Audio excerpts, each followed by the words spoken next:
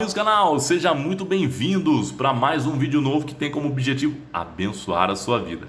Pessoal, para quem não acompanhou ainda comigo a nossa leitura, eu estou fazendo uma série imperdível que se trata do livro de Gênesis e eu já estou no capítulo 6. Então, eu já fiz uma narrativa do livro de Gênesis capítulo 1, capítulo 2, 3, 4, 5, agora eu estou no 6. Qual que é o objetivo de eu fazer uma narrativa do livro de Gênesis? É fazer com que você compreenda ainda mais se você já leu as Escrituras Sagradas e tem algumas dúvidas. Para você que nunca leu, você que é leigo, ou para você assim que fala, Júnior, eu não gosto muito de ler, mas eu gosto de ouvir. É um vídeo especialmente para você, que tem muito conteúdo exclusivo que eu vou fazer com que você entenda de forma simples e prática as Escrituras Sagradas.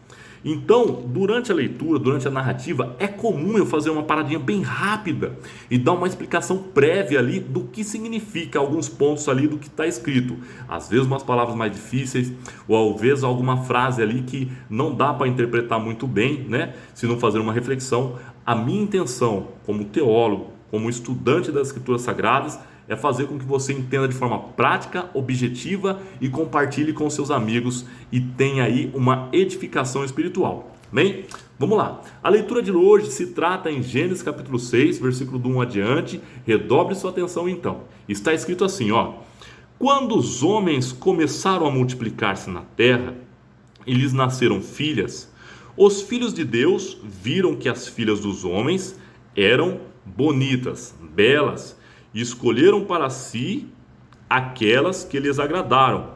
Então disse o Senhor: por causa da perversidade do homem, meu espírito não contenderá com ele para sempre. Ele só viverá 120 anos. Olha que interessante. Devido ao pecado, devido à maldade do homem que foi crescendo e se multiplicando, os homens antigamente viviam 100, 200, 300, 400, 500, 600, 700 anos, por assim dizer, a mais. Olha só, até que Matusalém mesmo, a Bíblia relata que foi o cara que mais viveu, né? O cara que teve mais idade. Mas enfim, Deus, ele coloca ali, então, um determinado ponto que o homem só viveria até os 120 anos. Não passaria de 120 anos. Seria o máximo que uma pessoa conseguiria atingir a idade. Mas um pouco antes disso, fala que dos filhos de Deus, estudando mais a fundo, teólogos afirmam que de alguma forma aqueles anjos caídos, eles de alguma forma espiritual e natural, pode ser que ele tomou o corpo de algumas pessoas ali e coabitou, teve relações com as mulheres. E nisso, naquela época, o que ocorreu? Homens fora do normal. Agora é um contexto muito delicado que está no livro de Gênesis capítulo 6. Redobre a sua atenção e entenda que houve ali uma mistura de raças. Teólogos, é o que dizem teólogos, que afirmam que houve ali essa mistura. E nisso eles descrevem como os filhos de Deus, porque era dotado de poderes. E os tamanhos daquelas pessoas, dizem teólogos afirmando, e lá na frente você vê ali a existência de gigantes. Se você jogar no Google, é comprovado que existiram gigantes. Se você olhar no Google, é comprovado que existem ossadas de gigantes. Então isso relata mais veracidade dos fatos do que a Bíblia está dizendo aqui, né? Ainda mais no tempo de Davi. Mas assim, vamos lá. Dando continuidade aqui, ó, entendendo que houve uma mudança ali. Vamos lá então, entendendo aqui que houve uma mistura de raças, que lá na frente produziu alguns gigantes, lá na frente produziu ali alguns homens com malícias, com entendimento, com conhecimento acima do normal, devido a essa mistura de raças, e onde é chamado ali a pessoa que escreveu aqui, inspirada por Deus, ele relatou com as palavras dele, de uma forma inteligível ali, que eram homens especiais, que coabitaram com as mulheres e foi gerando uma nova raça misturada ali. Versículo 4, ó. Naqueles dias haviam nefilins na terra. Nefilins foi uma raça de gigantes. E também posteriormente, quando os filhos de Deus possuíram as filhas dos homens e elas lhes deram filhos, eles foram os heróis do passado, homens famosos, homens diferenciados, homens que marcaram a história. O Senhor viu que a perversidade do homem tinha aumentado na terra e que toda a inclinação dos pensamentos do seu coração era sempre e somente para o mal. A inclinação do homem estava aumentando perversidade, estava inclinando para o mal. Então o Senhor arrependeu-se de ter feito o homem sobre a terra. Relato forte, hein? Deus se arrependeu. E isso cortou-lhe o coração, ficou entristecido. Versículo 7. Disse o Senhor: farei desaparecer da face da terra o homem que criei. Ele queria eliminar a criação dele, devido ter aumentado a maldade no coração, ter multiplicado entre muitos. Mas olha aqui, ó. Disse o Senhor: farei desaparecer da face da terra o homem que criei, os homens e também os grandes animais, os pequenos e as aves do céu. Arrependo-me de havê-los feito. Quem disse isso? Deus. Agora, olha o que está escrito no versículo 8. Olha ali uma fagulha, uma luz no fim do túnel, né? Por assim dizer, uma esperança. Versículo 8. A Noé, agora vem a história de Noé. A Noé, porém, o Senhor mostrou benevolência, beneficiar. Ele ajudou, mostrou ajuda, mostrou favor. Ó.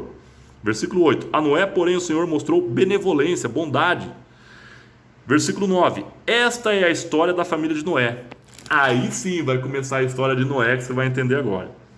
Noé era homem justo, íntegro, entre o povo da sua época. Meu, sabe o que é íntegro? É uma pessoa que tem caráter, é uma pessoa que tem bom senso, é uma pessoa de boa índole, é uma pessoa que dá um bom testemunho. Tá aí, um resumo de integridade. Ele andava com Deus. Noé gerou então 3 filhos, Sem, Cã e Jafé. Olha só o diferencial dele. Era um cara que estava conectado com Deus, ele andava com Deus. Ora, a terra estava corrompida aos olhos de Deus e cheia de violência. Pessoal, lembrando que essa parte que ele fala que andava com Deus, no Antigo Testamento ali, você vê no Éden, Deus fazia as aparições dele. Todos os dias ele separava um tempo e fazia uma aparição ali para Adão e Eva. No caso, Adão específico. E aí o que ocorria? A Bíblia menciona isso, que ele vinha falar com ele. Aí mais adiante você vê Enoque, que fala também que caminhou com Deus e foi arrebatado. O cara nem provou a morte. Se você não viu isso ainda, assiste os vídeos anteriores, que você vai ver isso, você vai achar bem interessante. E aqui fala que Noé, ele andava com Deus, de toda aquela galera que estava corrompida ali, aquela maldade que havia se multiplicado, Deus já querendo destruir tudo. Fala que Noé achou um homem, pelo menos um homem ali íntegro. Versículo 9. Essa é a história da família de Noé. Noé era um homem justo e íntegro entre o povo da sua época. Ele andava com Deus. Noé gerou 3 filhos, Sem, Cã e Jafé. São o nome dos 3 filhos de Noé. Versículo 11. Ora, a terra estava corrompida aos olhos de Deus e cheia de violência. Cheia de violência. Ao ver como a terra se corrompera, pois toda a humanidade havia corrompido a sua conduta, Deus disse a Noé: darei fim a todos os seres humanos, porque a terra encheu-se de violência por causa deles. Isso é forte, hein? Eu os destruirei com a terra. Você, porém, fará uma arca. Aqui, ó, ele já fala para Noé, ele compartilhava o plano com Noé. Deus falou: vou destruir tudo. Mas você, Noé, você, porém, fará uma arca de madeira de cipestre. Lembrando, Noé nunca ouviu falar ali, né? Dá relatos ali, e teólogos afirmam que nunca ouviu falar sobre essa história da arca. Ele teve uma direção de Deus, ele teve uma inspiração de Deus sobre os detalhes de como seria essa história da arca, como que ele ia fazer. Os detalhes aqui, ó. Você, porém, fará uma arca de madeira de cipreste, né? Divida em compartimentos e revista-a de piche por dentro e por fora. Faça com 135 metros de comprimento, 22 metros e meio de largura e 13 metros e meio de altura. Faça-lhe um teto com um vão de 45 centímetros entre o teto e o corpo da arca. Coloque uma porta lateral na arca e faça um andar superior, um médio e também um inferior. Eis que vou trazer água sobre a terra. Deus falando sobre o dilúvio que iria acontecer. Versículo 17, ó. Eis que vou trazer água sobre a terra. Continuando, ó. O dilúvio, chamando assim Deus, né? Para destruir debaixo do céu toda criatura que tem fôlego de vida. Tudo o que há na terra perecerá, morrerá, será destruído. Mas com você estabelecerei a minha aliança. Aliança no original significa assim: compromisso. Eu tenho um compromisso com você, não é? Por quê?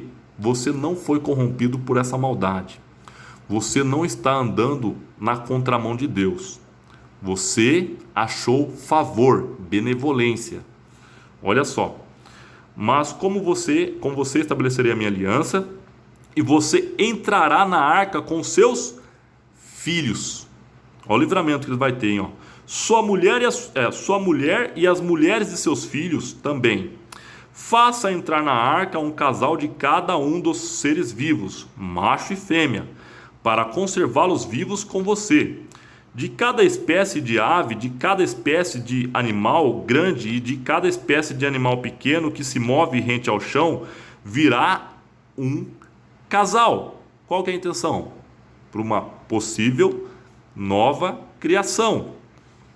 E você, para que sejam conservados vivos na arca. E armazene todo tipo de alimento, ó. Começa a fazer um estoque, para que você e eles tenham mantimento. Vamos lá. Versículo 22. Noé fez tudo exatamente como Deus lhe tinha ordenado. Pessoal, não se esqueça de compartilhar com seus amigos e vamos dar continuidade ao sentido desse versículo, desse capítulo 6, no capítulo 7, no livro de Gênesis, ok? Deixa um joinha para fortalecer o canal e não se esqueça de deixar algum comentário que você achei interessante no decorrer dessas leituras aí. Beijo no coração e uma ótima semana. Fique com Deus.